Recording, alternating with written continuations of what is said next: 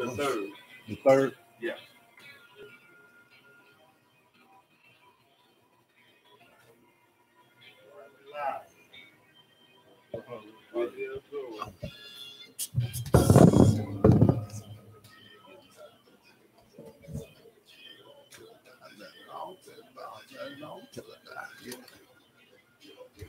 So did your Wi-Fi in okay?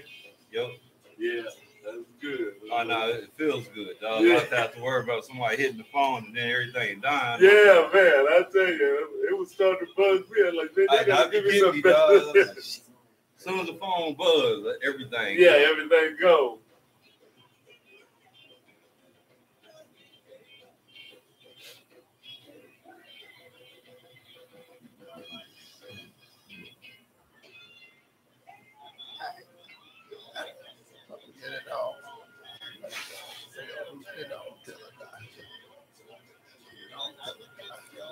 When y'all finish up here, T will be starting the meeting downstairs. Okay.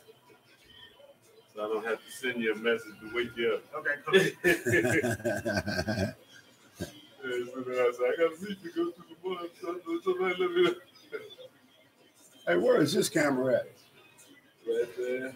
Oh, okay. I see it now. Yeah. We're about to go on. So yeah, you can share that. Right after this. KUAW page. Here we go.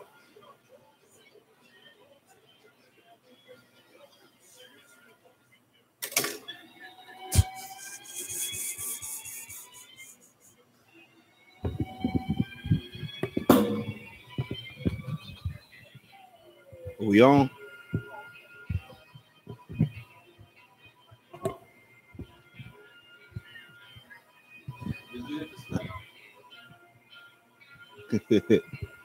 What's going on, KC? We waiting.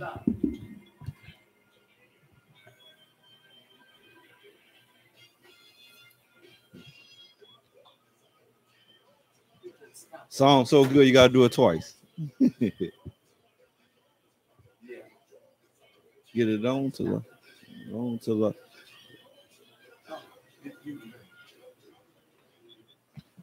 What's real, Kansas City? What's going on? You now listening to What's Real Talk, 98.5 KUAW. As always, the call-in number is area code 816-599-6893. If you're looking at this on my Facebook page, you can always go to the KUAW LPFM 98.5 page, and you will get a much cleaner, integrated audio and video feed. And I'm just happy to be back on, man. I know it's been a couple weeks since we've been on here. So let me go ahead and get right into it. I'm going to go through some of the news, and then we're going to jump into the round table. I have a special guest, Mr. Charles Johnson here, representing all my brothers keeper in Pinpoint. Excuse me. Trying to talk too fast. Talk a little bit too fast. So I'm going to hit you with the news. This is from June 1st, 2018. This deals with the sentences ex-governor Greitens did. Governor Greitens commuted sentences and issued pardons for several Missourians. The governor released the following statement: the ability to make things right for Missourians who have not gotten fair treatment from our criminal justice system is one of the most solemn and precarious abilities of a governor. I believe in justice, and I believe that with these actions today, justice will be done. We have decided to issue 5 pardons and commute 9 sentences. Their stories each deserve to be told. Today, I want to highlight a few. Jesse McKim is currently serving a life sentence without the possibility of parole for a crime he did not commit. He has been behind bars for 20 years. He was convicted of murder, but since then, 6 experts have concluded that the case of death identified at the time was completely wrong.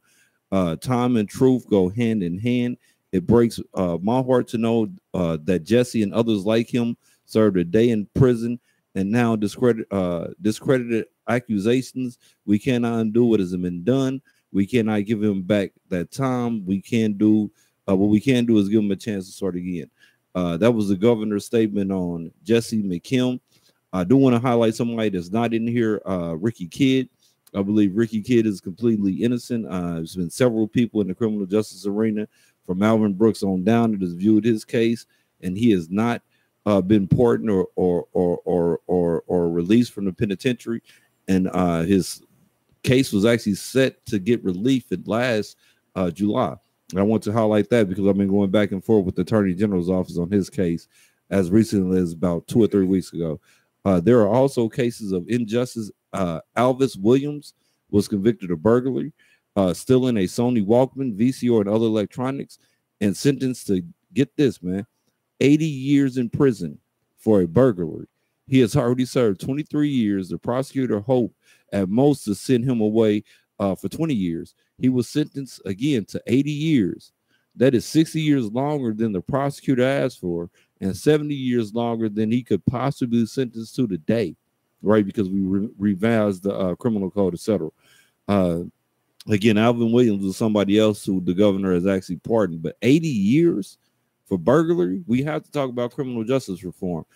These sentences were commuted. We are also issued pardons to wipe a person's slate clean. It is the ultimate tool for revising unjust acts. I'm not going to read through everybody's name, but again, the governor, as his last pardon act, he pardoned 5 individuals and commuted 9 more sentences. So I'm going to hit you with some of the bills that the governor's actually signed. Again, this is his last pardoning act on his way out of the door. This is from June the 1st. Statement from the governor: our top priority has always been getting results for the people of Missouri, and our strong agenda has taken Missouri in a new, better direction. Today, I'm proud to put my name on these important laws, and I'm going to jump past his statement and get into some of the bills. House Bill 1250 establishes Missouri Access to Digital Assets Act, which allows access to electronic records of the account holder. HB 1252 changes the law regarding low dose I always mess that word up, women's screening. So I'm just going to say that it's for women health care. House Bill 1286 modifies provisions of the law relating to the donation of explosives and actions for private nuisances brought against certain premises. Yeah. I'm trying to read real quick because I hate reading because it takes too long on the air. House Bill 1355. I'm actually a co-sponsor of this. Allows retired police officers to return to work when a disaster or emergency has been proclaimed by the governor and there's a national disaster. So we're pretty much looking at what happened in Joplin and some of the other areas when we had natural disasters. We didn't have enough law enforcement. So it allow, again, retired officers to be resworn in. House Bill 1364 modifies provisions relating to hazardous waste fees paid to the Missouri Emergency Response Commission. House Bill 1413 requires authorization for certain labor unions and to use dues and fees to make political contributions and requires consent. Basically, what all that is House Bill 1413 is paycheck deception. It stops unions from being able to take dues directly out of people's checks. So if you want dues taken out of your checks, you will no longer be allowed to do that. House Bill 1428 allows the county commission of non-charter counties to appoint persons to vacated county elected officials, elected seats. I voted no on that bill.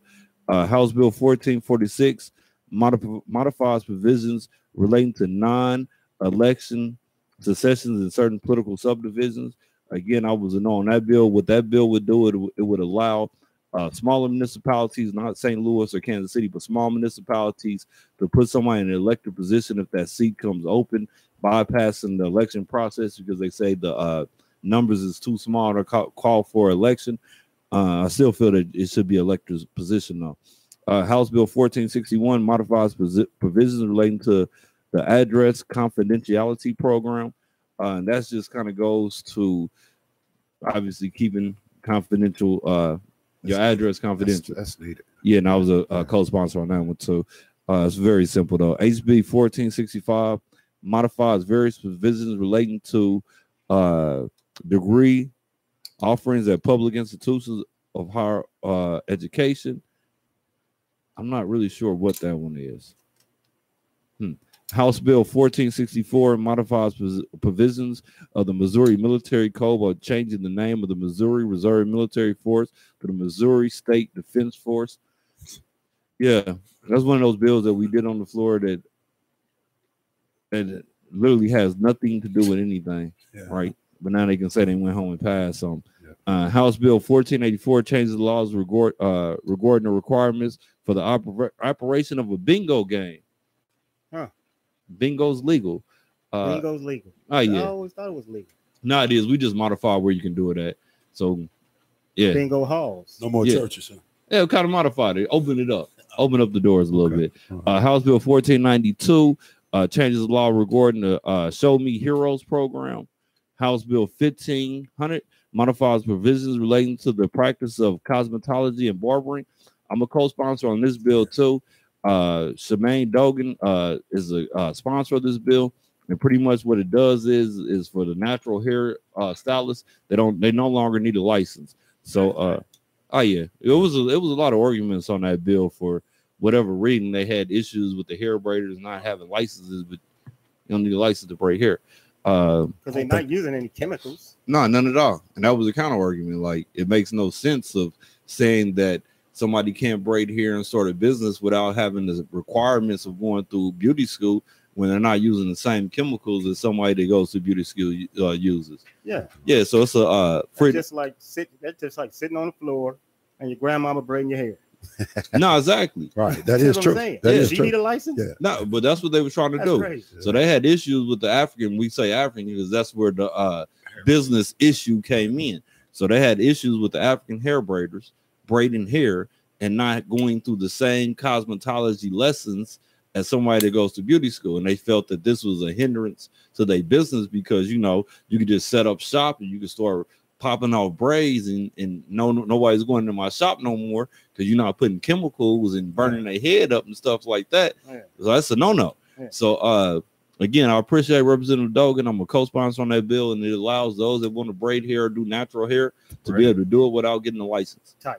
Yeah. I mean, it's something that you would have thought they could That's the already law did that. now. Yeah. That's Well, the law. Or will be the law.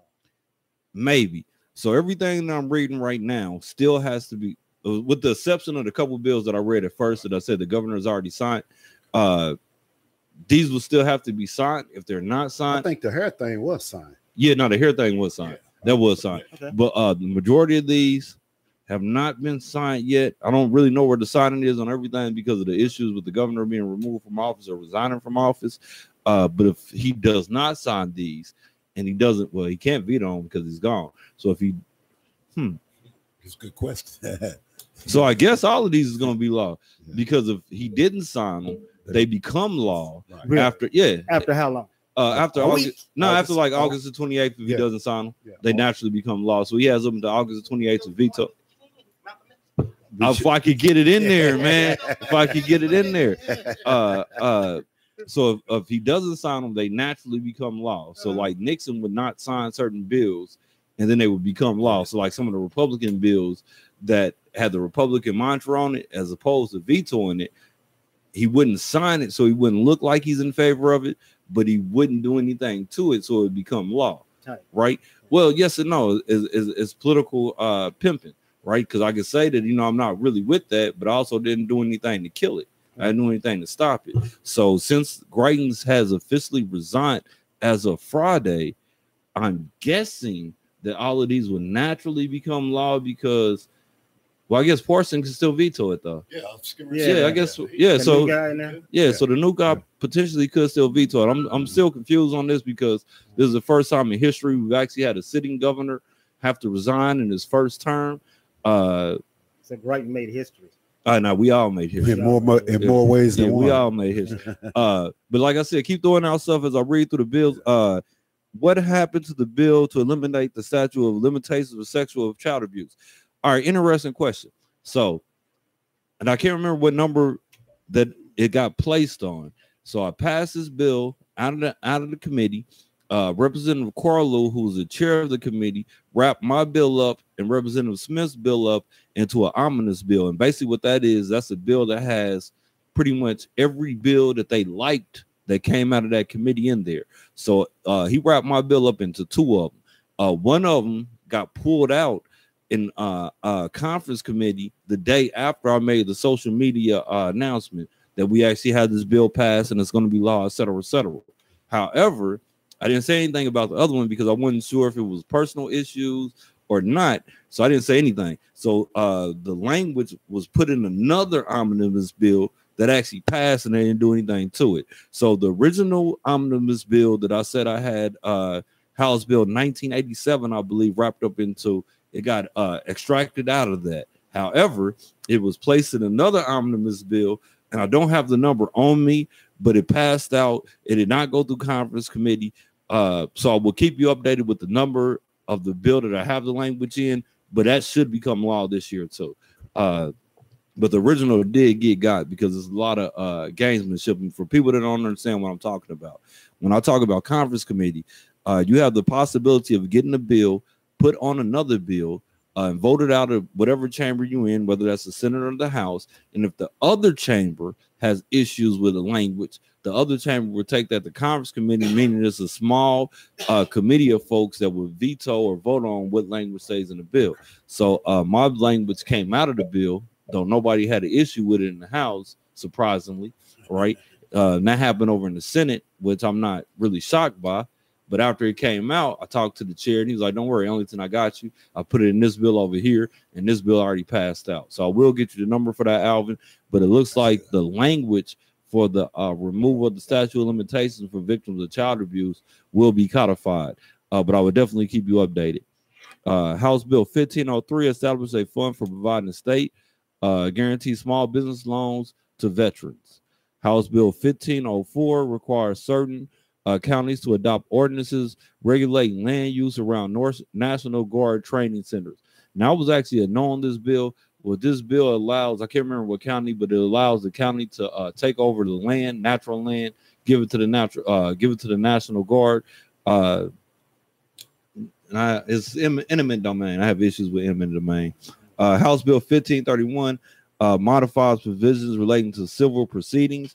If this is what I'm thinking it is, this is a bad bill. I believe this is the bill that deals with venue, right? So if you commit a crime in Jackson County, well, St. Louis would be a better example. So St. Louis has multiple counties, right? So they want to kind of control the venue in which a lawsuit would actually happen, which goes to the amount of money that's paid out, because St. Louis City, I believe, pays out more money than the county. One of the counties. Yeah. So that kind of goes to where you can actually file a lawsuit. House Bill 1558 creates the offense of non-consensual dissemination of private sexual images. You would think this bill has everything to do with the governor, but he actually ex-governor, but he actually filed it last year. House Bill 1617 modifies provisions relating to telehealth. House Bill 1625 establishes Missouri Seniors Farmers Market nutrition programs to provide low-income seniors with fresh Missouri-grown produce. And yes, I'm a co-sponsor of that bill. That bill, the sexual photographs or something. Yes, sir. He signed that before he left office. I don't know. Yes, he did. Yes, he did. Because technically the governor kept saying he had no issues with pictures, because he said he didn't take no pictures. Well, out of the 77 that he signed, that was one of them. Yeah. He made it into law, then he broke the law. Well, technically, he broke the law first and then made it law. Well, technically, okay. Now let's go ahead and keep it clean, and I know exactly where I'm at on these bills. Technically, he was charged with electronic transfer of a photo, right? Electronic transfer, privacy invasion of a photo of a woman that was naked. Now, what he resigned over had nothing to do with that, though. He resigned over the other charge. So the other charge that he resigned over was taking the campaign list, the 503, the 5013C donor list. He's supposed to have taken that list from the missing continues, and that's where the second felony. Yeah, excuse me, my nose is stuffed up. That's where the second Yeah, I don't want to do it on the air. That's where the second felony charge came from, and that's the charge that he actually resigned over. So he, according to the governor, he never blackmailed anybody over a photo. He also never said said that he did or denied that he didn't take the photo. He just said he never transmitted, right? So I just kind of wanted to throw that out there. Now go ahead, Charles. Charles. No, I was just thinking. You said he never denied or claimed that he did it.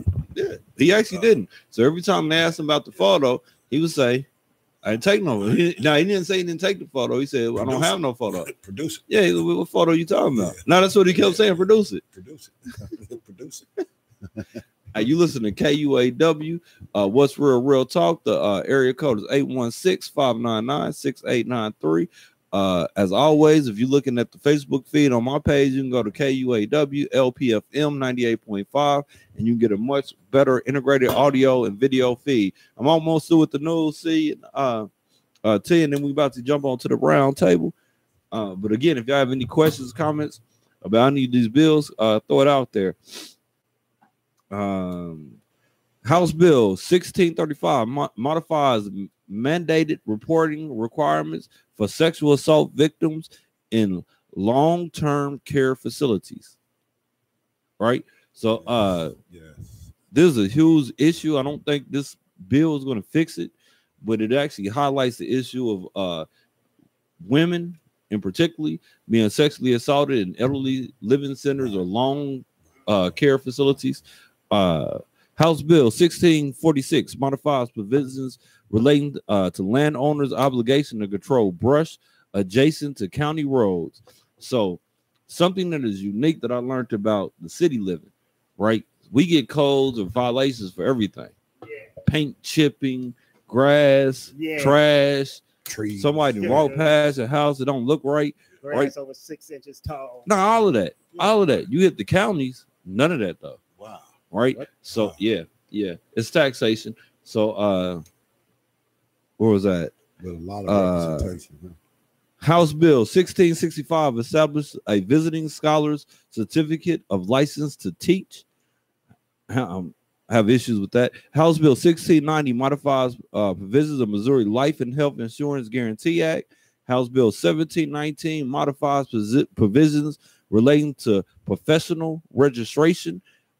I'm a co-sponsor of this one. We're getting rid of some of the registrations. Right, I don't have the time to go through all. What? Man, we got too many regulations. Voting or nah. Just regulations. Yeah. Various regulations. Yeah. Yeah. For various businesses and stuff like that. Kind of condenses some of them. Yeah, and it's a lot of different ones. So, and again, that was House Bill 1719. I suggest people contact their reps or their senators and ask them for the professional occupations that's actually involved with this one right here. And again, that's House Bill 1719. House Bill 1744 modifies the A+ schools program by removing the requirement that a student's attendance of public high school occur in the 3 years immediately prior to graduation. Thank you for your hard work getting the child abuse bill. Man, I actually want to thank Representative Corlew again on this one, Alvin, because he was the chair of that committee. In that committee, I watched him galvanize or corral his Republican colleagues to make sure that we didn't have any issue. We only had one person voting on the bill, and I appreciate him wrapping it up in both omnibus bills. The first omnibus bill I was 100% aware of that he had it in that bill, etc. I had no issue in the House, and from the senators that I talked to, I did not talk to everybody. But from the senators that I talked to, I couldn't find one person that had an issue. So I got a little overzealous and I put it out there too soon because I usually keep everything that I've done until after session is over with. But I appreciate him so much for wrapping up in the second bill, because when I found that it was going back to conference committee after it had already passed out of the House, it had already passed out of the Senate, and already passed out of one conference committee, they pulled it back to a special conference committee. Which is something that you don't really see. So I was really happy that he actually wrapped it up in another bill, man. So he was looking out for me, and I appreciate him, because I did not have the ability myself to put it into an omnibus bill. Excuse me. House Bill 1769 established the offense of filing false documents. And that goes into all caveats. House Bill 1797 established the Nuclear Power Plant Security Guards Act. I was a big no on this bill. I tried to kill the bill in committee. The main thing about, and we don't have to worry about what's this. That bill about? What they want to do? All right. Well, have security by. Well, the crux of it is that it takes away liability from wrongful for any liabilities, right? So let's say that you Because jump. they'll have security there. But they already got security there, and this is my issue.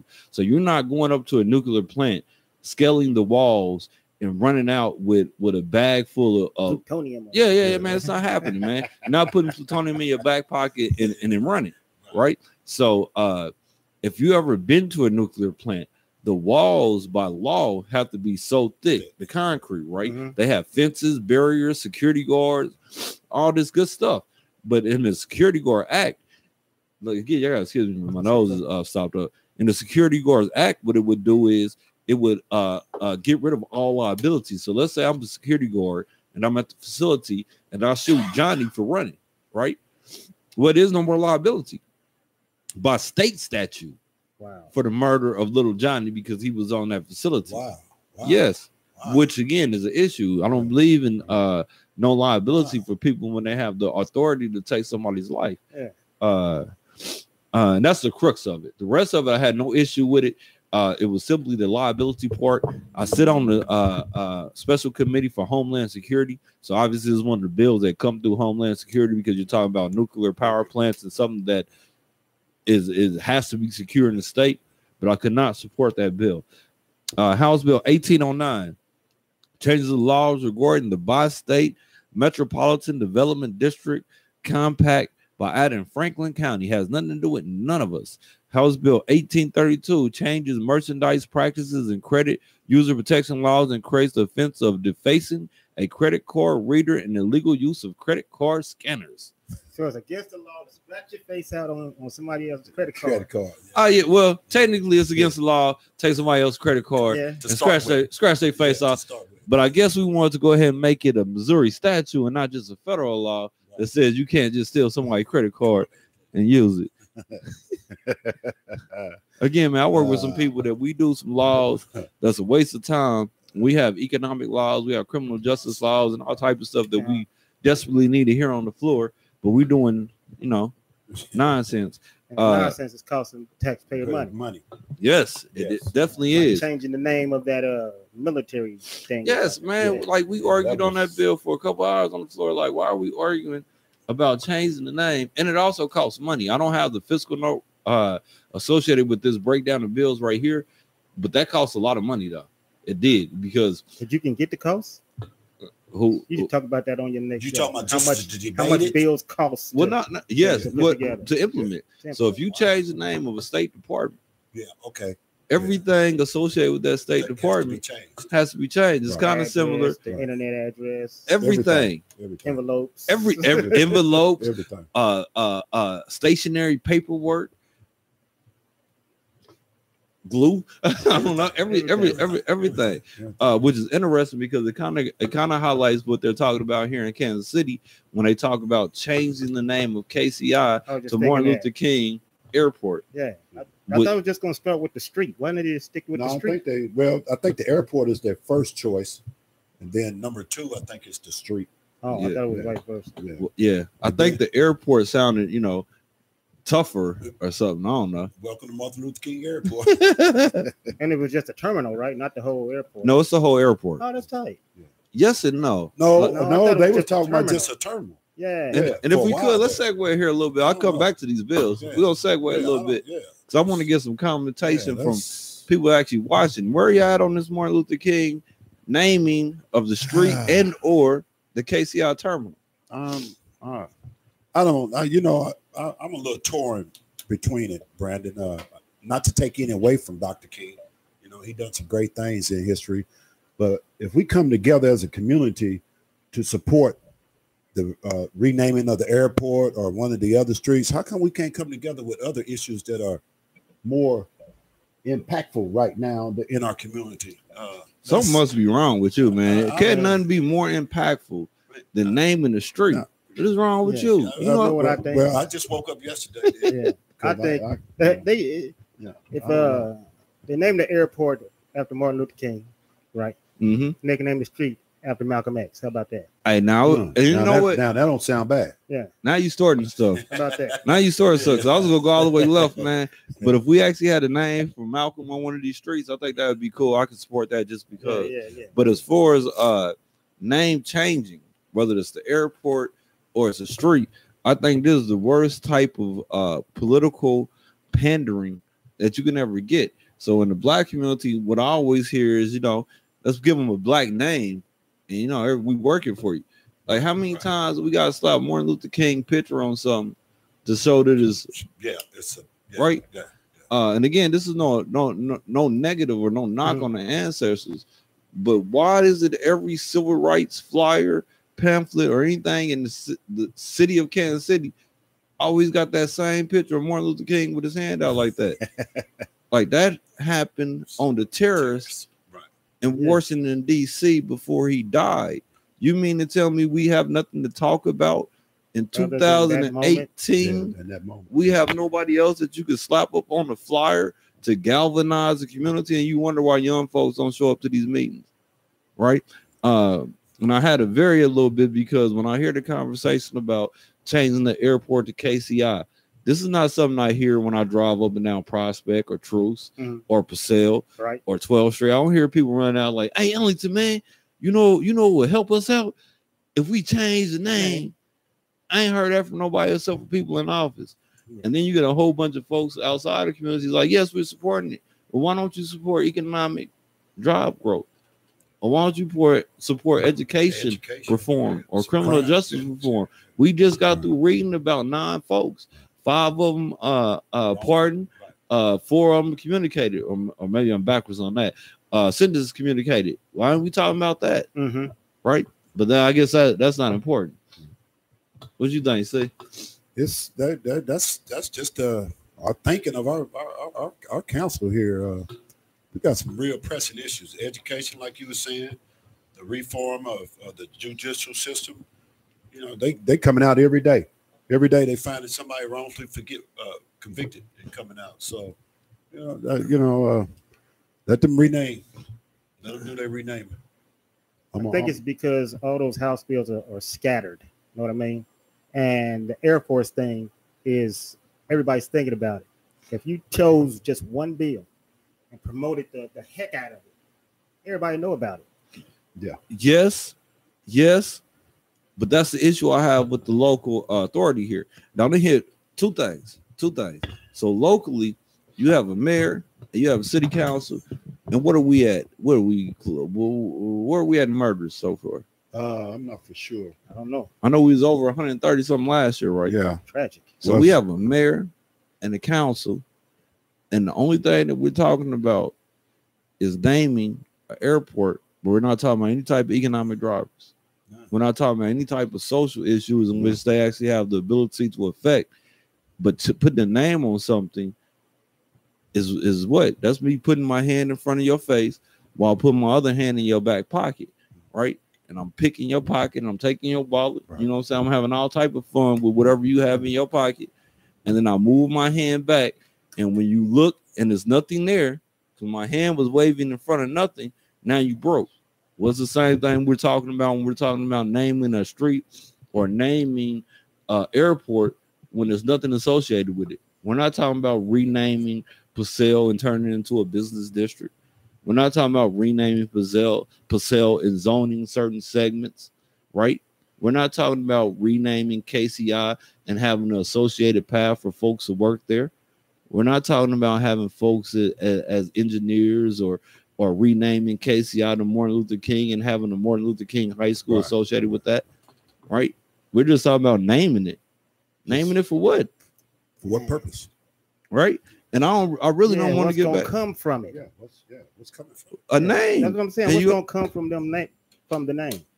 Nothing. You gonna feel good. Oh. It's a black airport now with no black people working there. Black airport. Hey, you listen to What's Real Talk, KUAW.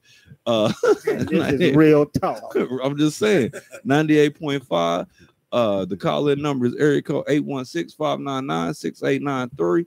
If you're listening to it on my Facebook page, please go to the KUAW-LPFM 98.5 Facebook feed because you're going to have a much cleaner audio and video experience. I really do not feel like reading the rest of these bills because I have a whole page and a half, but it is a bill that I have to highlight. I'm a co-sponsor of this bill. It's a Republican Nick Shorter, who's actually the sponsor of this bill. And you know what it does? Something simple. Must be a good bill. Man, coming from that side, yes, it changes the age of incarceration for a juvenile. So we will no longer be taking 17-year-olds, 16-year-olds and locking them up. I mean, unless it's like a capital offense, and that's something different. But for the most part, they would no longer see it. They would have to be retained into a juvenile facility. I missed that. George Walker was talking to me. What'd you say? I mean, we're gonna have to get Mr. Walker. Basically, it goes to juveniles. We will no longer be locking up juveniles in adult facilities. We will no longer be trying them as adults because of Nick for certain crimes. Yeah, well, with Nick Schuer's bill, would actually cuts across the board, but I do know the law. So, 17. well, 18 would be the cutoff. No, they won't be tried until 18. Oh, 18. They will have to stay in the juvenile facility until they're 18. That was Now, the reason I said with the exceptions is because feds trump state, and if the feds come in, there's nothing we can do with the feds, but the state, that's beautiful. I know it's a real good one. Yeah, that was. And it's a couple more. I'm gonna do another show with just some of the good bills, but I really don't feel like going through all these bills, man, because there's a lot of bills in here. I didn't know it was this many bills until I put up the email. Last thing I'm gonna do on the news is this right here. And I'm pulling this up. This is from the last week of session. It should give us a what about the bill for compensation for wrong? Oh, I didn't actually see that one come out. If you know the number, I would look it up real quick. But I actually don't remember that bill on the floor the last week. And I'm looking at it. If I had to guess, I would say we did nothing with that because I don't even remember debate on that one. And that last week or two is when we do all the truly agreed bills that's going to be perfected. I don't remember that bill coming up, Ms. Smith, but if you could pull up the number, I'll pull it up for you real quick. And if I have a lot of people on here that want me to keep going through the bill list, I will. Matter of fact, what do you think, Charles? So I just keep hitting with the... Well, we've been elaborating as we go anyway. All so, we chopping it with real talk anyway. Chopping it with real talk anyway. All right, no. Lynette C. of the Lynette Smith Show. Yes. She said they should name Ward Parkway after Malcolm X. Hey, you know what?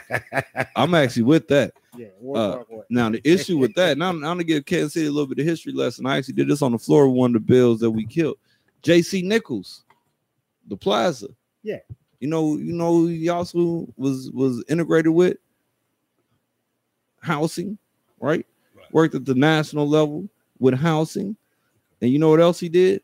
What? Created covenants, HOAs. So our great founder of the Plaza, Mr. Nicholson, is also the brainchild behind colonial racial segregation when it comes to city structures.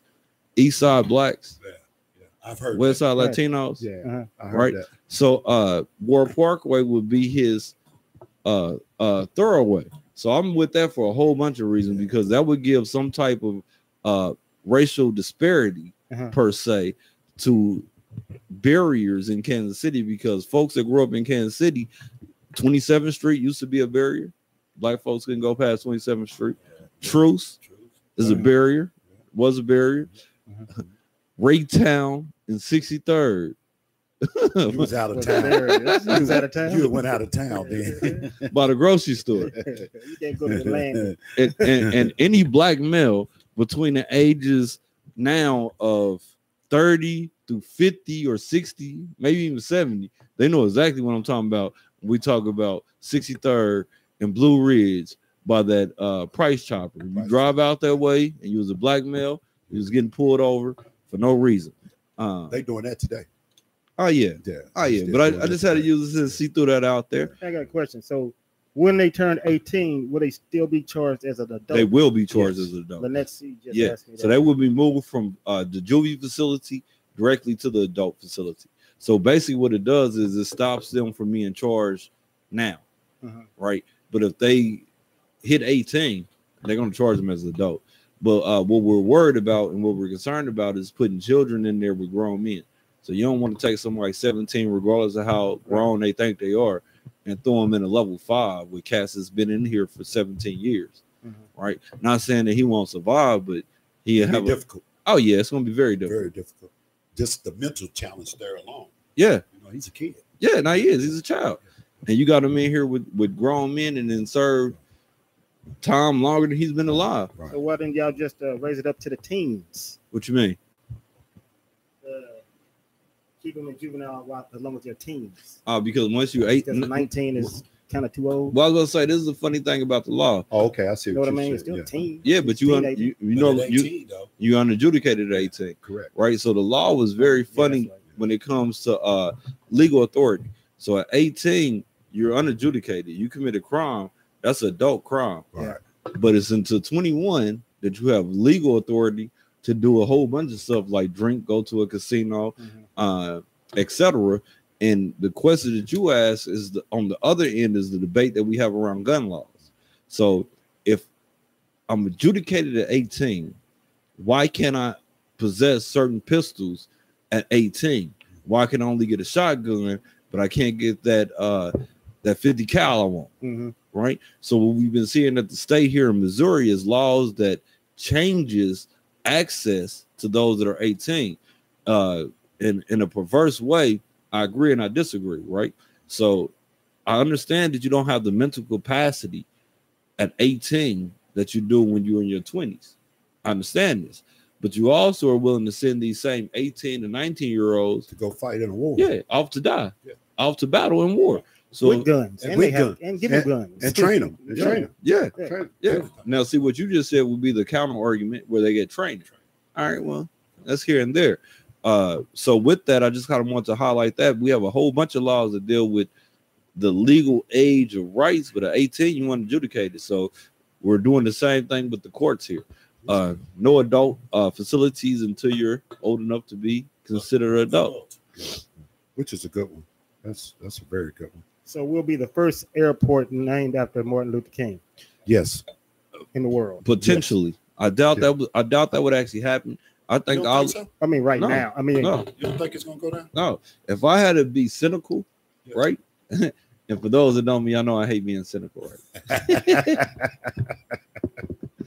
But if I had to be cynical and a little funny and real, Right. no, it's a puppet master game going on right now. Look at the tap dancing fingers. So you didn't see my thumb here though. Didn't see my thumb here, right? Right. So as long as we looking at my tap dancing fingers, so the airport, no, I don't see it changing. What I think our city officials should be talking about, and those activists that's encouraged around the name change, I should be talking to the airport people of straight employment, right? And I'm actually gonna throw out a jewel, and I'm gonna tell you what I sat down and talked to Edgemore about, because they came through the inner city and they asked me if I'd be willing to support and if I'd be willing to get out in the community. And I was like, well, it's a couple things that I need to get out and support. And I was like, all right, what do you need? I said, one, I need a trajectory, right? From middle and high school to the airport when it comes to engineering jobs. And like I told them, I'm not an airport person.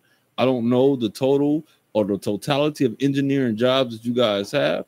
But what I would want is training in the middle and the high schools that's dedicated in the pipeline, the trajectory that goes straight out to this airport when it comes to engineering, whether that's hydraulic stuff, whether that's the people that put the wheels on, or the people that play with the little shotgun. I don't care what it is, but I want engineering jobs and training centers inside these schools. We could do that, then we gravy. I can get out here and I can promote it and I can talk about it because I know people in my district is gonna get hired. Well, you just must have stayed the biscuit because wasn't no gravy coming. Well, no, they sat down and they looked at me and it was like, that's interesting. We never heard anybody sit down and talk to us like that. And it was like, we can actually do something like that. And I know they can, because all we're asking you to do is take your dollars and we're asking you to put them back in the community. I'm not asking you for no construction jobs. I'm not asking you for nobody holding a sign from the 1st to the 15th and then they have no job after that month. That's true. No, I want engineering jobs, right? So that's just an example. And there's all type of other industries and access. Yes, that's just an example. So I think that's what they should be doing. I think that's something that's more beneficial to actually codify the company that's coming in with guaranteeing that they're going to give jobs and not just construction jobs on the front end, but long-term jobs, like what we see with Cerner, right? So when Cerner came here, Cerner didn't come here because they said that they wanted to come into a city that had nobody that they can be employed. No, then we want to be in the area in which we can build our employment. which we can invest in the community. And then they was cut out type of state and city subsidies. Well, I want to see the same when it comes to the airport. If the big thing is renaming the airport to suit racial equality, we'll make it a racially equal workplace. I'm just saying, T. I'm just saying. I understand. Yeah. I totally understand. You made it clear. I'm Very clear, real talk. I'm just Real saying. talk. I'm just saying. That's why we call it real talk. What's real? talk. House Bill 1879 changes the laws regarding financial transactions by public entities. Have no idea what that bill does. House Bill 1880 declares the intent of the General Assembly to facilitate and encourage development of fiber optic infrastructure by rural electric co-ops. I'm actually supportive of that bill.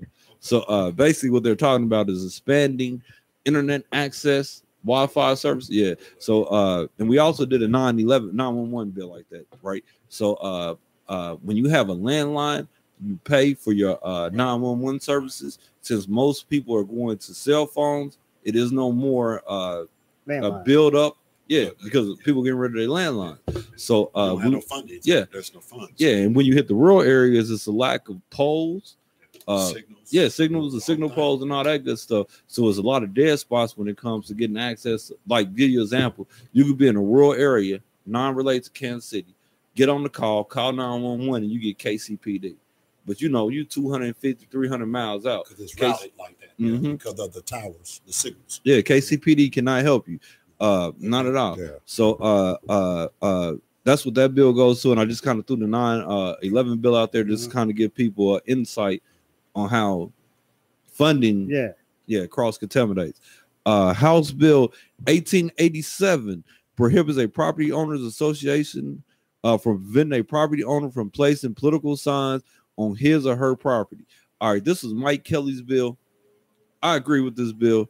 I think I may actually co-sponsor this bill just out of love.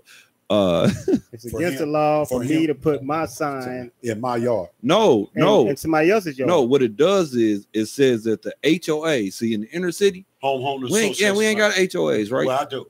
Oh yeah, I'm sorry. He done moved on out, man. He's up there at the Jefferson. You know what I'm saying? My bad. My bad. For us, it's still in the hood. You know what I'm saying? All right. I stay in the hood. We can't even talk to you in this conversation, though. Yeah.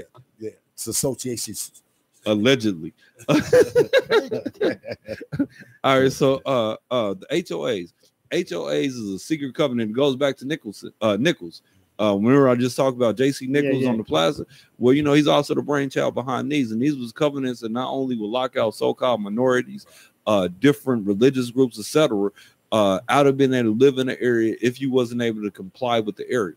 So in HOH, homeowners associations, they will have certain rules that dictate the color you can paint your house, right, or the type of furniture you can have on your porch, or the height. You mentioned grass earlier, or the height of your flowers and all of this good stuff. Basketball goal in the front yard. Yeah, so all of this. So Kelly had an issue with political signs because he's in office, right? So he likes to be able to put his yard sign up in his yard or yard signs up in his yards of other people. Well, the HOA didn't like that. And this is the danger about having state reps and senators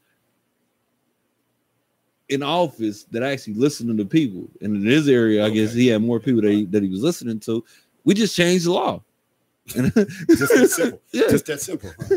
So now they can no longer deny the political signs in the HOAs because the state law allows it. I'm going to try that one. I'm just saying. I'm going to see what they tell me. I'm taking one of your signs with me today. I'm just saying. I'm going to see what they say. I'll wait till August the 28th because I don't think the governor signed that before he left out the door. But after that, it naturally becomes law. House Bill 1991 modifies provisions relating to wireless facilities and related infrastructures. That's too long to explain unless I have to. You have a monthly fee. You also have a monthly fee for the homeowners association. Obviously, I don't know about the fees because I stay off of 40th Prospect. So, you know. Yeah, I do have a little fee. Well, it's not a little fee. It's pretty healthy as far as I'm concerned. Hey, I don't mess with them. House Bill 2034 modifies provisions relating to industrial hemp. Now I'm a co-sponsor on this bill. The sponsor of this bill is Paul Kurtman. See you looking like you're interested in this tea. Yeah, go ahead. Yeah. All right, well, it is what it is. Yeah. It made it legal for industrial hemp in Missouri. Do whatever you want with industrial hemp or hemp itself. Okay. Why you looking like that, T? What is industrial? All right, the difference between hemp and marijuana is the THC component. Yeah. Right? So hemp is not going to have any THC, but hemp, you can pretty much do everything you can do with plastics. So you're talking about, and you can do more. So you're talking about fabric. You can make clothes out of it. You can make plastics out of it, like cars, fiberglass style materials, etc.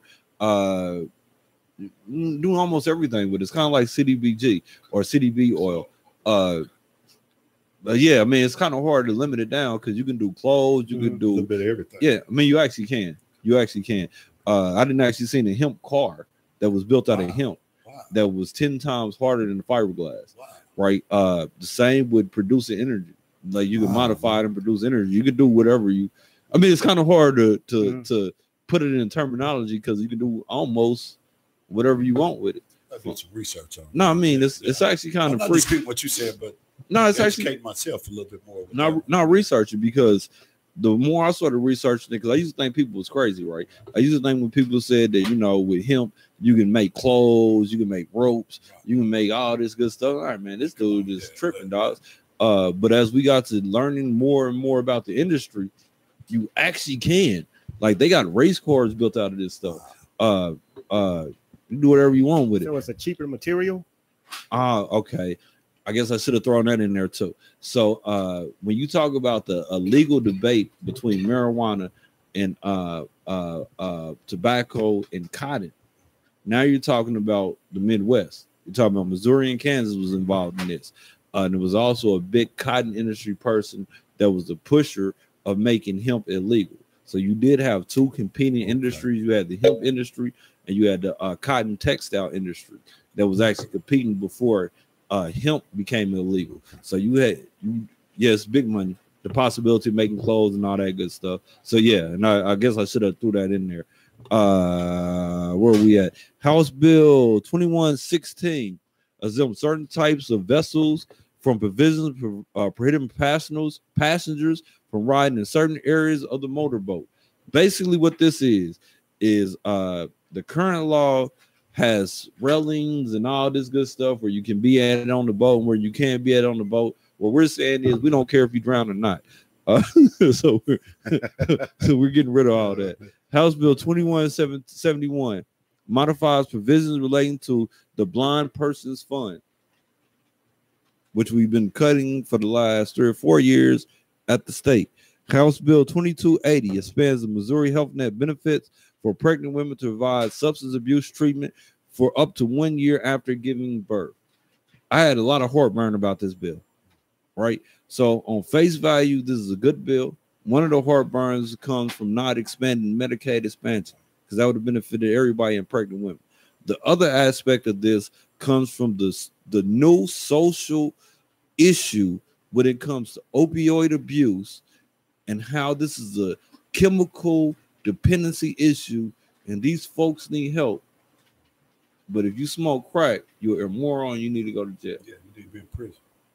Right? So I have issues with this. I had issues with this bill. Not for the fact that it helps out women that have substance abuse. I was a yes vote on this bill, but the sentiment of the body that we care more about those that are victims of opioids than we do about victims of any other drug.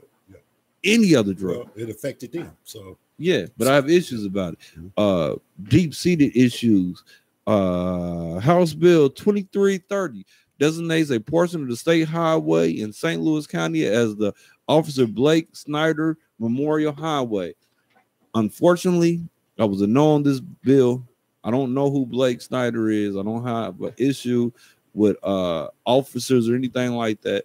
But I think we need to know who we're voting on. And I'm very cautious when it comes to naming stuff in the state of Missouri without knowing the track record of the person in the state of Missouri. The other bill, 2347, Captain Aaron J. Odom. I was on that one too. House Bill 564 modifies provisions relating to public utilities. I was a huge no on this bill. Right? This bill passed the Senate. What I want to say, every Democratic senator voting on it. It passed the House with pretty much almost everybody in the House voting against it, except for maybe 20 of us. And what this bill does, my friends, is it allows utility companies to increase your rate by 3% a year, but it's good for you. It's good for you, though. Tragic. According to the utility companies, because they can already increase your rates now. They're trying to make it law that they can increase it. I'm glad you said that. Now, that's my issue with the bill right there. It's not that the insurance company, the utility companies don't have the ability to increase utility rates now, because they do. Right. But the difference is they have to go through the PSC, which is the Public Service Commission, right? So they have to go through a body of non-elected officials, appointed folks, to go through a rate increase, right? Rate increase is what they actually call it. They put the little paperwork in, have to justify it, et cetera, et cetera, et cetera. What this bill would do, it would guarantee that they have up to 3% in Kansas City, and I want to say 2.5 in the St. Louis area or the Ameren area, because Ameren is pretty much everything outside of Kansas City. Now, the co-ops don't get benefit off of this at all. And the reason I said that, so co-ops, you have co-ops that do utility rates, and you're an owner of the co-op if you get utilities off of it. Then you have monopoly utility companies like KCP&L, Ameren, that control all the utility. And now you want to tell me that you have a guaranteed of 3% and it's beneficial for me because you can already increase it, but you had no guarantee that you can increase it by 3%. You want to know another issue I have with this bill, right? And I argue this bill with both lobbyists of both firms. I argue this bill with the sponsor of the bill in the House. Argue this bill with several senators, and all of them would tell me all the good stuff like, Ellington, you tripping. And then I'll say certain things like, what about compounding interest? They'd be like, well, you are right about that. So you mean to tell me that if I charge you 3% this year, and I come back and I charge you 3% next year, I get an increase off 3% I charge you this year, right? That's called compounding interest. So it starts off as 3%, but if 3% goes up 3%, and then next year I'm charged 3% on the increased 3% that I was already charged, that's more money. That's not just 3%. So, and the other thing I like to caution people, whenever you have utility companies lobbying for utility regulation, right? So they called it a regulation. They was telling us in the body that we're trying to regulate ourselves. We want to help out folks so we can be regulated.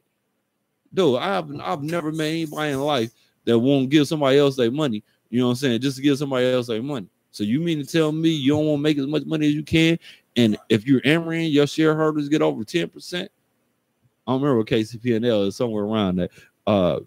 All my bills doubled. Outrageous. Yes, the bills are going up. The water bills are going to go up because KC has maintenance issues, and they've been diverting dollars for that. That's why your water bill is going up.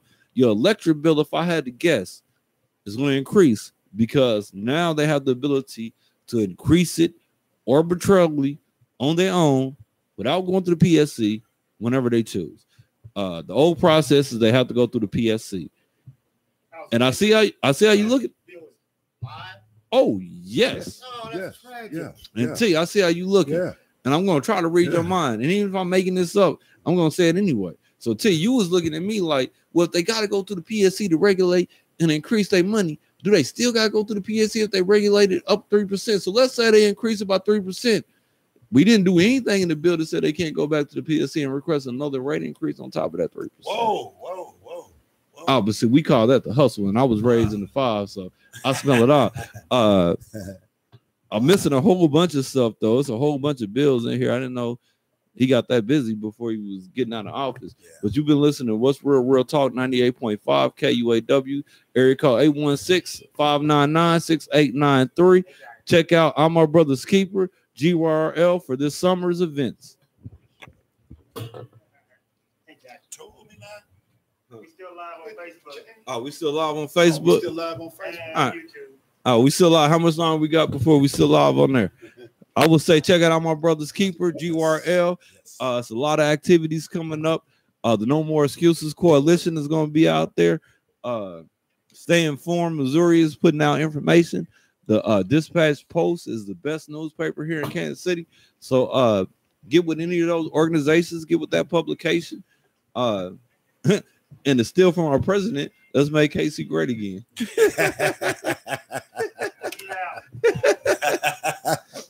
Man, my nose got stuffed up in there. Oh, sleeping on the fan.